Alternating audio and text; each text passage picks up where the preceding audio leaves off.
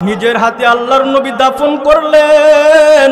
দাফন করে আল্লাহর নবী বুকে অনেক ব্যথা লইয়া আল্লাহর নবী কাবার সামনে বসে আছে।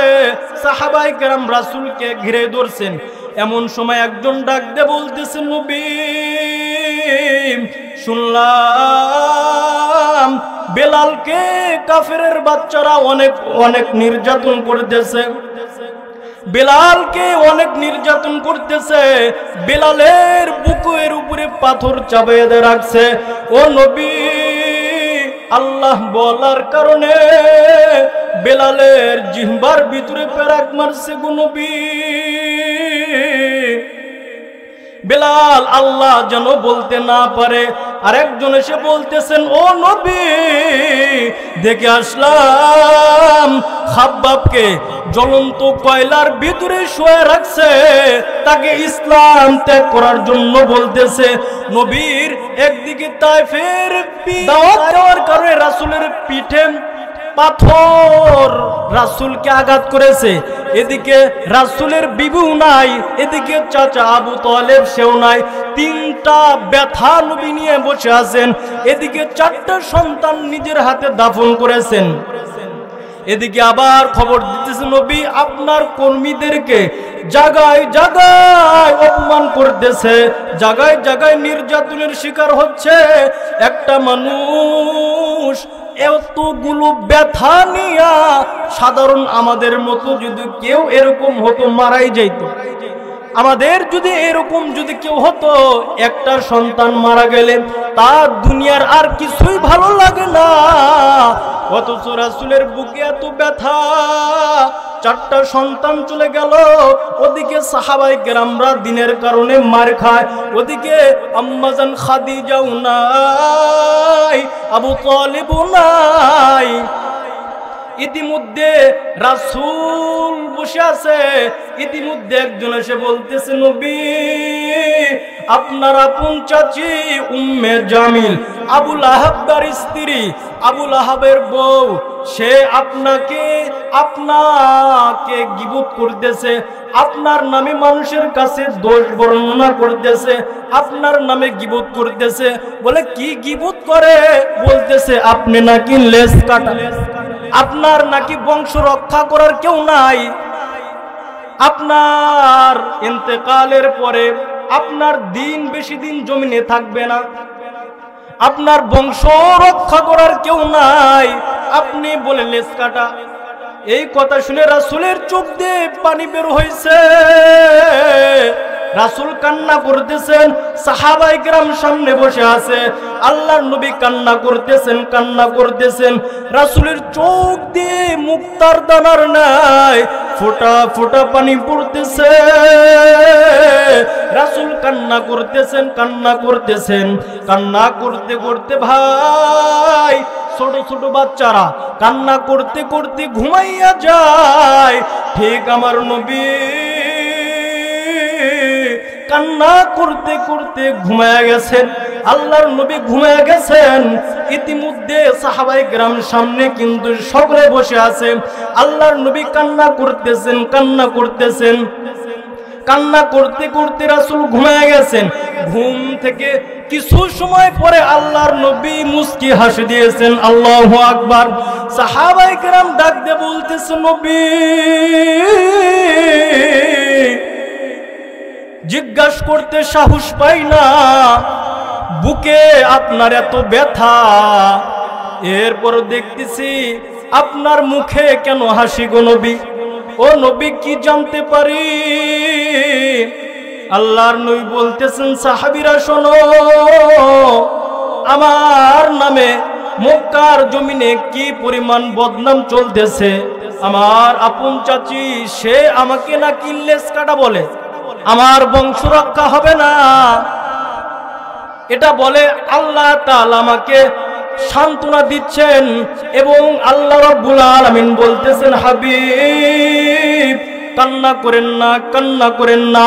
আল্লাহ তাআলা ডাক দিয়ে বলেন, হাবিব আদম আলাইহিস সালাম তিনি 300 বছর পর্যন্ত কান্না করেছে। হযরত আইয়ুব আলাইহিস সালাম কতদিন কান্না করলেন, হযরত নূহ নবী পর্যন্ত ৯৫০ বছর কান্না করেছে, কোন নবীকে কাউসার দেই নাই, আপনাকে আমি কাউসার দান করলাম। জিব্রাইলকে পাঠিয়ে দিয়েছেন যে ও জিব্রাইল, আমার বন্ধুর কাছে গিয়ে যাও, আমার বন্ধুকে বলো কান্না করতে না করো, কান্না আমি সহ্য করতে পারি না, আমার বন্ধুর কান্না আমি বরদাস্ত করতে পারি না, আমার বন্ধুর কাছে তুমি চলে যাও। আল্লাহর নবী বলতেছেন সাহাবীরা, আল্লাহ তাআলা আমাকে সূরা কাউসার দান করেছেন, সূরা কাউসার আমার উপর নাজিল করেছেন। চ্যানেলটি সাবস্ক্রাইব করে আমাদের সঙ্গেই থাকুন। আল্লাহর নবী সাল্লাল্লাহু আলাইহি ওয়াসাল্লাম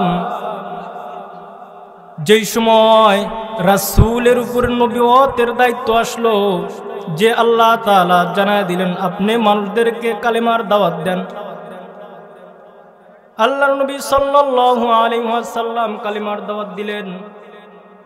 সেই সময় কাফেররা বলল, হে মুহাম্মদ সাল্লাল্লাহু আলাইহি ওয়াসাল্লাম, তুমি নবী হইলা কেমনে, রাসূল হইলা কেমনে, প্রমাণ দাও।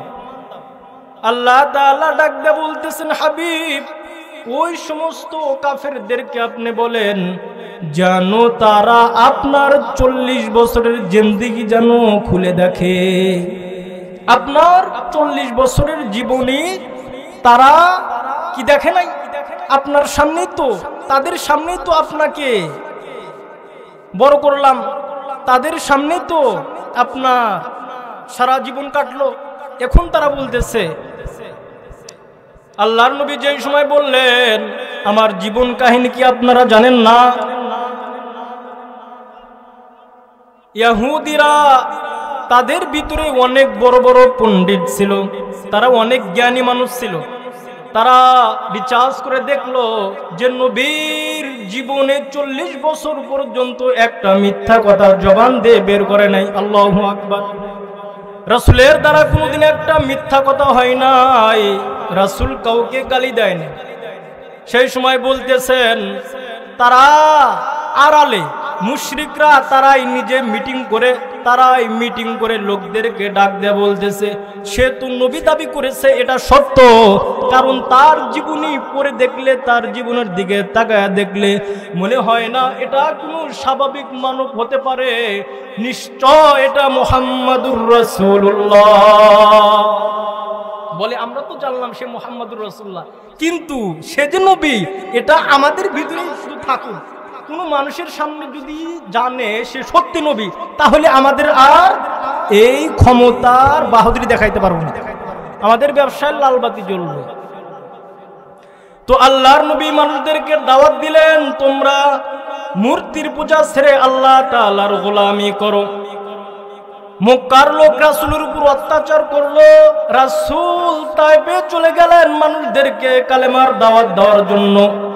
তায়েফে যাওয়ার পরে রাসূল মানুষদেরকে ডাক দিলেন, ও তায়েফের লোকেরা তোমরা মূর্তির পূজা ছেড়ে দাও, আল্লাহ তাআলার গোলামি করো। যেই সময় এই কথা বলল, ইহুদিদের সন্তান, কাফেরদের সন্তান, ইহুদির ছোট ছোট বাচ্চাদেরকে লেলিয়ে দিল যে ওকে পাথর মার। রাসূলকে পাথর মারতেছে, কিতাবের ভিতরে পাওয়া যায় রাসূলের শরীর মোবারক চামড়া ভেদ করে রক্ত শরীর দিয়ে ফুলকির ন্যায় বের হতেছিল। রাসূল অজ্ঞান হয়ে জমিনে পড়ে গেলেন। জিবরাইল এসে বলতেছেন, হুজুর আপনি যদি অনুমতি দেন তাহলে সমস্ত কাফেরদেরকে আমরা জমিনের সাথে মিশাইয়া দিব, তায়েফের জমিনে মিশাইয়া দিব। সেই সময় আল্লাহর নবী ডাক দিয়ে বলতেছেন, ও জিবরাইল কেন তুমি আমাকে মেরেছে তাদেরকে ধ্বংস করবা, আমার মালিক আল্লাহ কি দেখে না? সেই সময় আল্লাহ ডাক দিয়ে বলেন, জিবরাইল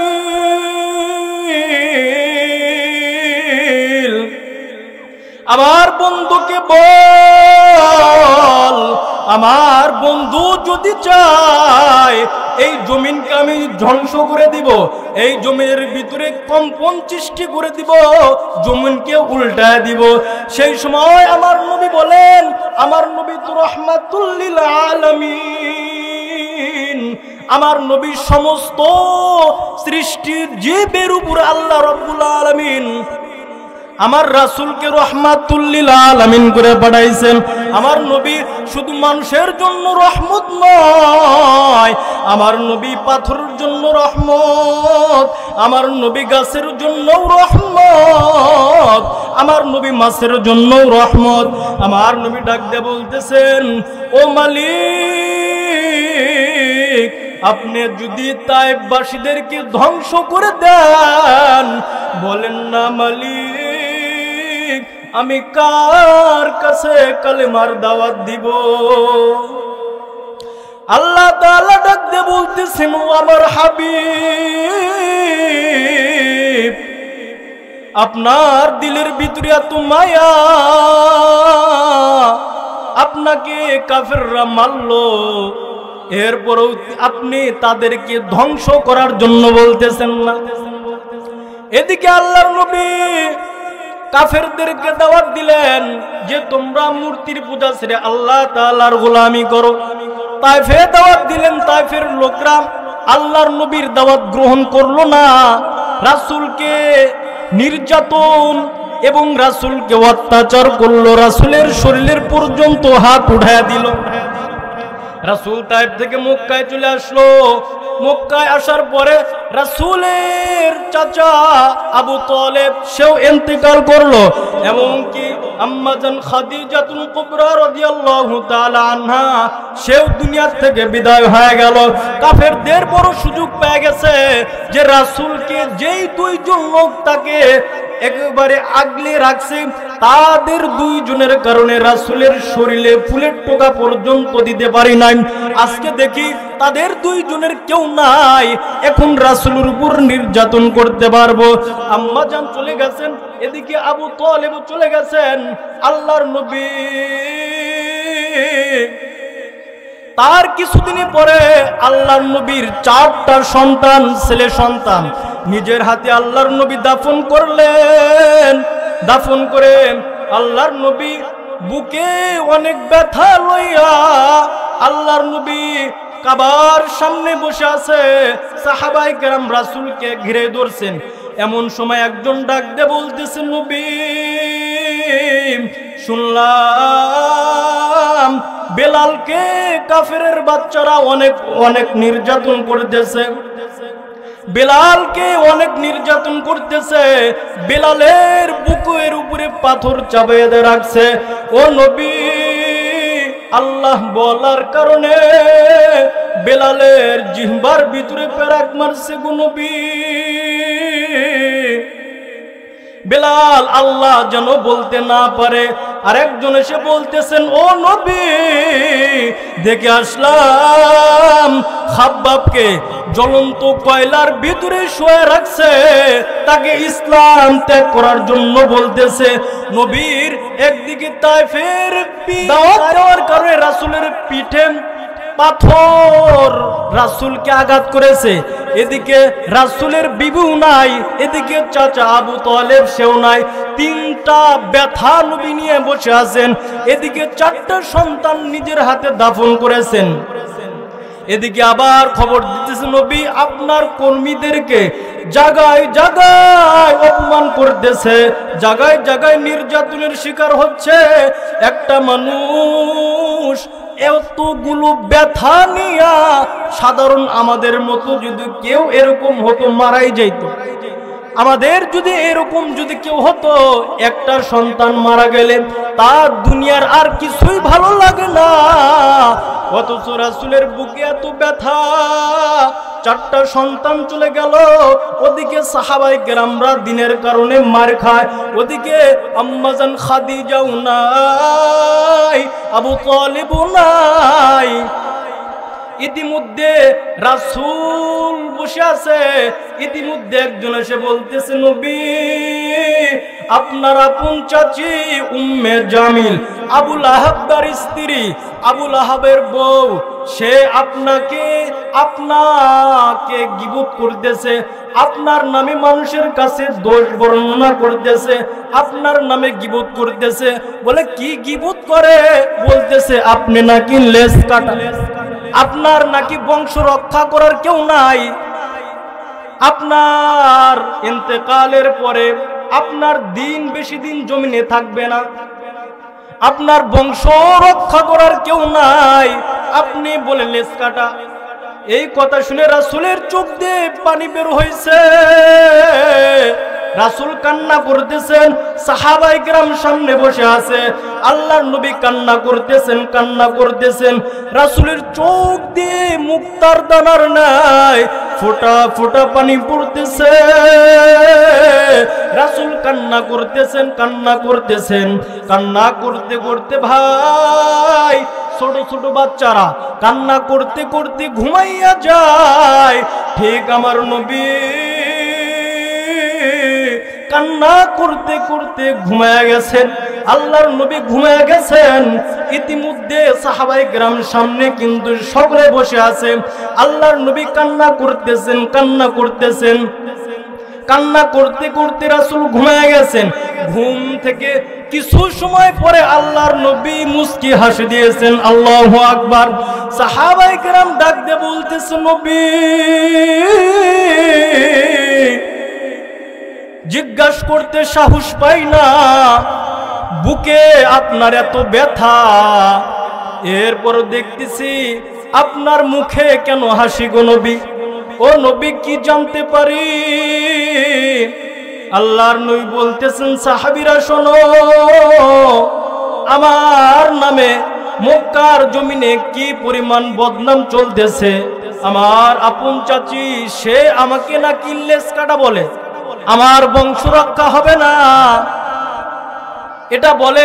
আল্লাহ তাআলা আমাকে সান্ত্বনা দিচ্ছেন এবং আল্লাহ রাব্বুল আলামিন বলতেছেন, হাবিব কান্না করেন না। আল্লাহ তাআলা ডাক দিয়ে বলেন, হাবিব আদম আলাইহিস সালাম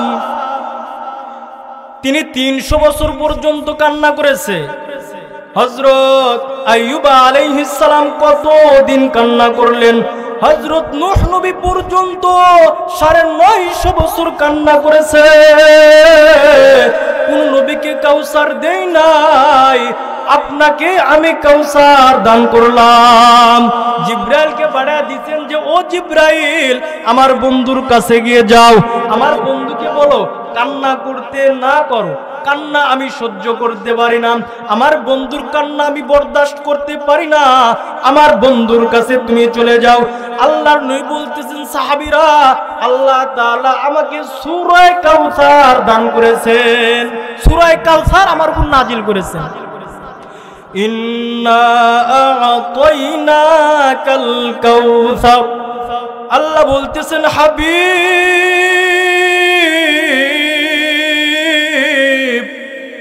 আপনি আর কান্না করেন না, আপনাকে আমি কাউসার দান করলাম, নবী কাউসার দান করলাম। ফাসাল্লি লিরাব্বিকা ওয়ানহার, এই কাউসার তারাই পাবে যারা নামাজ আদায় করবে এবং যারা কুরবানি আদায় করবে। ইন্না শানিআকা হুয়াল আবতার, আল্লাহ বলতেছেন, ও হাবিব আপনার চাচি বলে, মক্কার লোকেরা বলে আপনি লেজ কাটা না গো নবী, আপনার লেজ কাটা না, আপনি লেজ কাটা না, আপনার বংশবরে রক্ষা হবে না, এটা আপনার চাচি বলে। এবং মক্কার মুশরিকরা বলে, ও নবী আপনার সন্তান আমি 4টা নিয়েছি, 4টা ছেলে সন্তান আমি নিয়েছি। ও নবী এই 4জন সন্তান যদি দুনিয়ায় বেঁচে থাকতো গো, আপনার বিরুদ্ধে যদি কেউ কথা বলতো তার প্রতিবাদ করত, আপনার বিরুদ্ধে কেউ কথা বলতে পারতো না, আপনার শরীরে কেউ হাত দিতে পারতো না, আপনার শরীরে কেউ ব্যঙ্গ করতে পারতো না। ও নবী, 4টা সন্তান আপনার কাছ থেকে আমি নিয়েছি, আপনি কান্না করেন না। এই 4টা সন্তান আপনার যে উপকারে আসবে, কিয়ামত পর্যন্ত আপনাকে লক্ষ লক্ষ কোটি কোটি রূহানি সন্তান আমি দান করলাম। আমরা হলাম নবীর রূহানি সন্তান।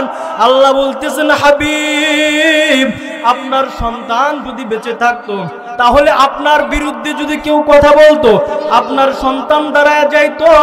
ঠিক তদ্রূপ ভাবে আখিরি জামানায় আপনার বিরুদ্ধে যদি কোনো নাস্তিকের গোষ্ঠী আপনার ইজ্জত নিয়ে টান দেয়, আপনার দিন ধর্ম নিয়ে টান দেয়, আপনার শরীর নিয়ে ব্যঙ্গ করে, আপনার চরিত্রের উপর আঘাত করে, ও নবী, তারা আপনার ইজ্জত রক্ষা করার জন্য আপনার রূহানি সন্তান তারা নিজের বুক টান করে দিয়ে আপনার ইজ্জত রক্ষা করবে, ঠিক না? নবীর অপমান হইলে আমরা সহ্য করব না।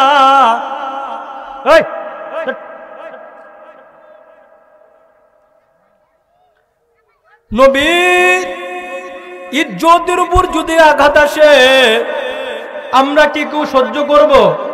এ মুসলমান, আমরা কি সহ্য করব? আল্লাহর নবী একদিন ওমরকে ডাক দিয়ে বলতেছেন, হে ওমর, তুমি আমাকে কি পরিমাণ মহব্বত করো, কি পরিমাণ ভালোবাসো। আল্লাহর নবী এই কথা বলার পরে ওমর বলতেছেন, নবী, আপনাকে আমি আমার সম্পদের চেয়ে বেশি ভালোবাসি, আমার টাকা পয়সার চেয়ে বেশি ভালোবাসি, আমার মান সম্মানের চাইতে বেশি ভালোবাসি, আমার ছেলে মেয়ের চাইতে বেশি ভালোবাসি। আল্লাহর নবী বলতেছেন, ওমর, এখনো পর্যন্ত তুমি কামিল মুমিন হতে পারো নাই, এখন পর্যন্ত তুমি খাঁটি ইমানদার হতে পারো নাই। ওমর ডাক দিয়ে বলতেছেন, ইয়া রাসূলুল্লাহ, কি পরিমাণ ভালোবাসলে কামিল মুমিন হওয়া যাবে, কি পরিমাণ ভালোবাসলে খাঁটি মুমিন হওয়া যাবে? আল্লাহর নবী বলতেছেন, ওমর, যেই পর্যন্ত তোমার নিজের জানের চেয়ে, তোমার শরীরের চেয়ে আমি রাসূলকে মহব্বত করবা না, সেই পর্যন্ত কামিল মুমিন হইতে পারবা না। ও ভাই, আমরা রাসূলকে কি পরিমাণ মহব্বত করি, রাসূলের মহব্বত আমাদের দিলের ভিতরে আছে কিনা? রাসূলের সুন্নত মোতাবেক চলতে পারি না, রাসূলের সুন্নত মোতাবেক চলতে পারি না। যদি বলি রাসূলের সুন্নত মোতাবেক চলো না কেন, বলে হুজুর চলবো, চেষ্টা করতেছি, দোয়া করি, এটা তুমি বলো, অথচ তুমি নবীর উম্মত। কিয়ামতের ময়দানে আল্লাহ রাব্বুল আলামিন রাসূলের হাতে হাউজে কাউসার দান করবে। রাসূল তিনার উম্মতদেরকে চিনে চিনে হাউজে কাউসার রাসূল পান করাবে। সেই সময় যদি দেখে তোমার মুখে দাড়ি নাই, আল্লাহর নবী বলবেন, তোমার বাড়ি কই? তোমাকে তো মনে হয় না আমার উম্মত, তোমার চেহারায় দাড়ি নাই, তোমার সুন্নত মোতাবেক দেখি তুমি চলো নাই, তোমার চুলের সাইজ অন্যরকম, দাড়ির সাইজ অন্যরকম, আমার হুকুম আমার সুন্নত মোতাবেক চলো নাই, আমি যেটা ধরতে বলেছি সেটা ধরো নাই, আমি যেটা ছাড়তে বলেছি সেটা ছাড়ো নাই, বরং আমার বিরোধিতা করেছো, চলে যাও চলে যাও। উপায় কি হবে? রাসূল যদি বলে তুমি আমার উম্মত নয়, উপায় কি হবে? বর্তমান জামানায় যদি আমাদের যদি একজন নেত্রী যদি বলে তুমি আমার দলের লোক নয়, উপায় আছে? অন্য বিরোধী দল তাকে মারার জন্য সব সময় ফাঁদ পেতে থাকে। আল্লাহর নবী যদি বলে তুমি আমার উম্মত নয়, জাহান্নাম তো ওই দিকে তাকায় আছে যে ধরার জন্য। তো আল্লাহ রাব্বুল আলামিন আমার রাসূলকে সান্ত্বনা দিচ্ছেন যে নবী আপনি কান্না করেন না, কান্না করেন না, আপনাকে আমি হাউজে কাউসার দান করলাম, আপনি কান্না করেন না। আপনার নাম কিয়ামত পর্যন্ত থাকবে, দুনিয়া যতদিন থাকবে আপনার নাম ততদিন থাকবে, ঠিক না? রাসূলের নাম ওই দিন পর্যন্ত থাকবে যতদিন দুনিয়া থাকবে, যতদিন দুনিয়া থাকবে ততদিন রাসূলের নাম থাকবে। ও মুসলমান, রাসূলকে মুহাব্বত করতে হবে। দেখো সাহাবায়ে কেরামদের দিকে তাকাইয়া দেখো, আল্লাহর নবী একদিন রাস্তা দিয়ে যাইতেছেন, হঠাৎ করে আল্লাহর নবীর তাকায়া দেখেন ওই সময় খুবই অভাব ছিল, খুবই অভাব ছিল। এক বেলা যে ভাত খাইবে, এক বেলা যে কিছু খাইবে, খেজুর খাইবে, ওই খেজুর টাকাও ছিল না। আল্লাহর নবী রাস্তা যাইতেছেন, ইতিমধ্যে দেখেন কে যেন একটা দুই তালা একটা বাড়ি নির্মাণ করতেছেন। আল্লাহর নবী বললেন এই বাড়িটা কার? বলতেছে নবী এই বাড়িটা অমুক সাহাবী। আল্লাহর নবী বাড়ির দিকে তাকায় মনটা একটু বেজার করলেন। যে সকল সাহাবীরা নবীর সাথে ছিল ওরা ওই সাহাবীর কাছে গিয়ে বলতেছেন, ও ভাই, তোমার এই বাড়ি দেখে, তোমার ঘর দেখে মনে হয় আল্লাহর নবী একটু বেজার হয়েছে। বলে কি বলেছে? বলছে আল্লাহর নবী বলছে এই ঘরটা কার? বলছি অমুকের। আল্লাহর নবী মুখ একটু কালো বানাইছেন। ওই সময় সাথে সাথে সাহাবী লোকজন নিয়ে এসে তার ঘর ভেঙ্গে মিটায়া দিছে। আর রাসূলের সামনে গিয়ে বলতেছে, নবী শুনলাম আপনি নাকি আমার ঘর দেখে নারাজ হয়েছেন, আমার ঘর দেখে নারাজ হয়েছেন। ও নবী, আমার ঘর আর রাখি নাই, আমার ঘর ভেঙ্গে আমি জমিনে মিটাইয়া দিছি। আল্লাহর নবী খুশি হয়ে গেছেন আর বললেন, সাহাবী, দুনিয়া তো চিরস্থায়ী নয়, দুনিয়া আজ আছো কাল থাকবা না, দুনিয়াতে মুসাফির নাই, বসবাস করো। বলে মুসাফির কিরকম? বলতেছে দেখো তুমি এখান থেকে তুমি সিরিয়ায় চলে গেলা, সিরিয়ায় ব্যবসা করার জন্য চলে গেলা বা কোনো কাজের জন্য চলে গেলা, কাজ তোমার শেষ, তুমি বাড়িতে চলে আসলা, কতদিন পর্যন্ত থাকলা? যতদিন তোমার প্রয়োজন ওখানে থাকা, ঠিক ততটুকু দুনিয়াতে অত দিন পর্যন্ত থাকার চেষ্টা করো। আমার হায়াত কয় বছর হবে জানি না। ও ভাই, হায়াত কার কতদিন থাকছে কেউ জানি না। একজনের কাছ থেকে শুনলাম আল্লাহর নবীও নিজে বলেন, ও আমার সাহাবীরা, আমি যা দেখি গো, তোমরা যদি তা দেখতা আর শুনতা তাহলে তোমরা স্ত্রী নিয়ে সংসার করতে পারতা না, ব্যবসা বাণিজ্য করতে পারতা না, তোমরা এত সুন্দর হাসি খুশিতে চলতে পারতা না। আমি জানি কবরের মধ্যে কি হয়।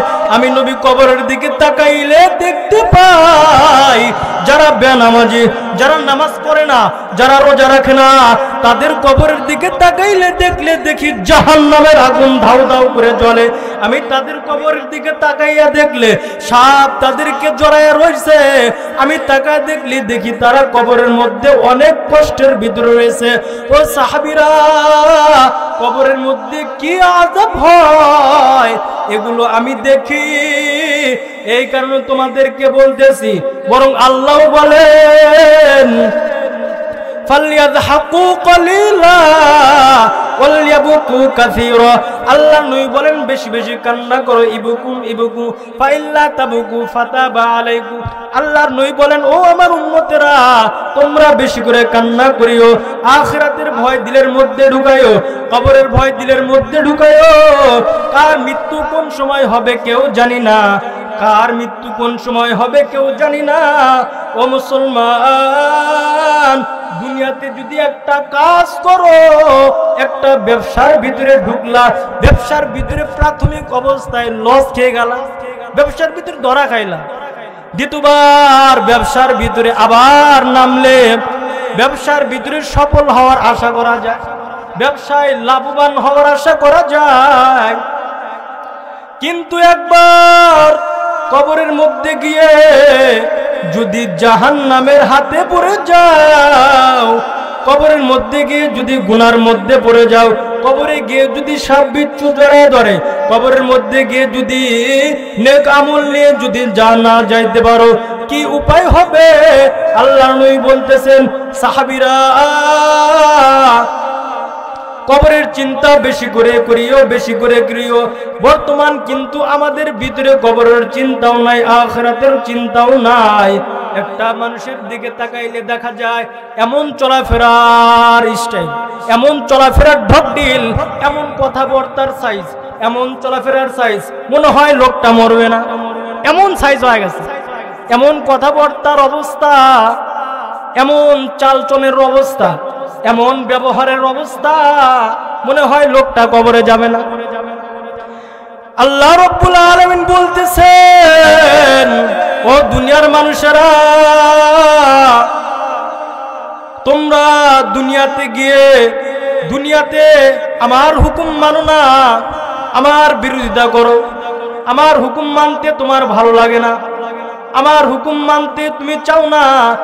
দুনিয়ার বেলায় তাকাইয়া দেখ, দুনিয়ার সরকারের যদি হুকুম না মানো, দেখবা পুলিশ এসে তোমাকে গ্রেফতার করে তোমাকে হাজতের মধ্যে ঢুকায়, তোমাকে লকাপে ঢুকায়,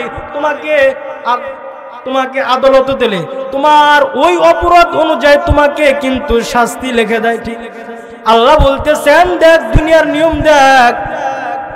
দুনিয়ার বাদশার কথা না মানলে বাদশা কিন্তু তোমাকে জমিনে ভালোভাবে চলতে দেয় না, তোমাকে জেলখানার মধ্যে রাখিয়ে দেয়। ঠিক যারা আমি আল্লাহ তাআলার হুকুম মানো না, আমার গোলামি করো না, আমার দেওয়া নিয়ামত খাইয়া নিয়ামতের শুকরিয়া আদায় করো না, আমার হুকুম মতো চলো না, তাদের জন্য কিন্তু জেলখানা বানাইছি। আল্লাহ বলেন, ওয়াকুদুহান নাস ওয়াল হিজারা। আল্লাহ বলতেছেন, আমার জেলখানার নাম হচ্ছে জাহান্নাম। আমার জেলখানার শাস্তি ভোগ করতে পারবি কিনা এটা বুঝে শুই না কবরের দিকে আয়। দুনিয়ার সরকারের হুকুম না মানলে জেলখানায় নেয়, জেলখানায় খাইতেও দেয়, ঘুমাইতেও দেয়, শুধু বাড়ি ঘরে আসা যায় না, ছেলে সন্তানের সাথে দেখা করা যায় না, স্ত্রী পুত্রর সাথে দেখা করা যায় না, মন মতো চলা যায় না।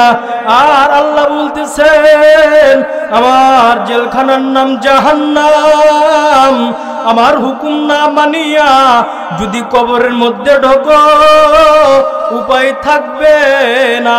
কিয়ামতের ময়দানে যারা নাফরমান হবে তাদের চেহারা দিয়ে হাঁটবে, পা থাকবে উপরে, চেহারার দ্বারা হাঁটবে। জমিনের ভিতরে হাসরের ময়দানে ওই সময় কাটা থাকবে, ওই জমিনের মধ্যে হাঁটবে, হাসরের ময়দানের উপর দিয়ে হাঁটবে, ওই কাটা চোখের মধ্যে ঢুকবে।